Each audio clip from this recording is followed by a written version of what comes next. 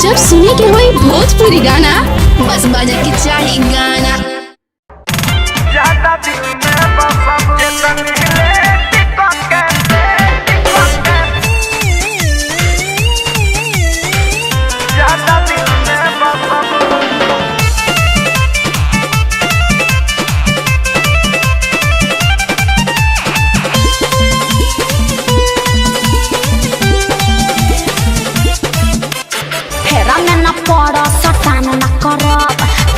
जवानी जियान न कर, अरे जान बाय धोके फेरा में न पर सटान न कर, तो हफ्ते जवानी जियान न कर। पीछा न छोड़ा बिगोरी केतनो की भी कर जाने धसाबू। पीछा न छोड़ा बिगोरी केतनो की भी कर जाने धसाबू। जबरी बका तजे तनहिले टिका के फसबू तने ज्यादा दिल में बसबू।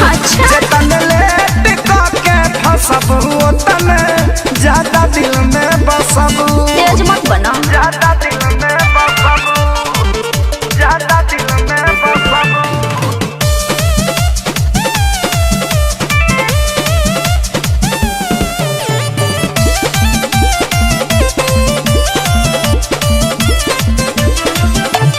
जाना तानी तोहर या बाबू कहाँ कहाँ निशाना बा। देखी अदा पर सुनो ये गोरी मनवा भइल दीवाना बा। आउट ऑफ कंट्रोल मत होकर बुझला ना।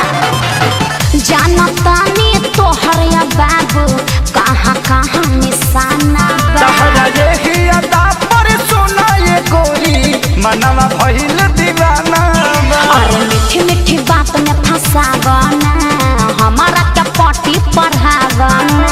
ऐसने आफर छोड़बू ता तू जीवन भर तरसबू। ना चाहे तजे तनहिले टिका के फसबू तने ज्यादा दिल में बसबू। जे तनले टिका के फसबू तने ज्यादा दिल में बसबू। अरे जाना अपन काम देखो। जे तनहिले टिका के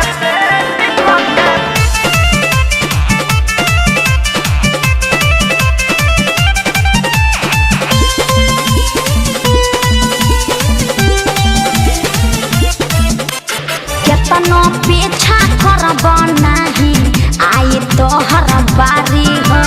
जिद पर आइल बारे न छोड़ी है तोहके कुंदन खेसारी हो।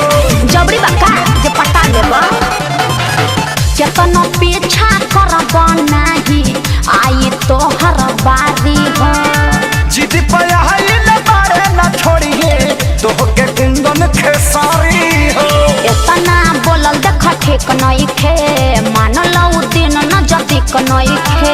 होए के पारी तोहरो जे तू प्यार पे हमरा हसबू। अरे हट ना जे तनले टिका के फसबू तने ज्यादा दिल में बसबू। जे तनले टिका के फसबू तने ज्यादा दिल में बसबू।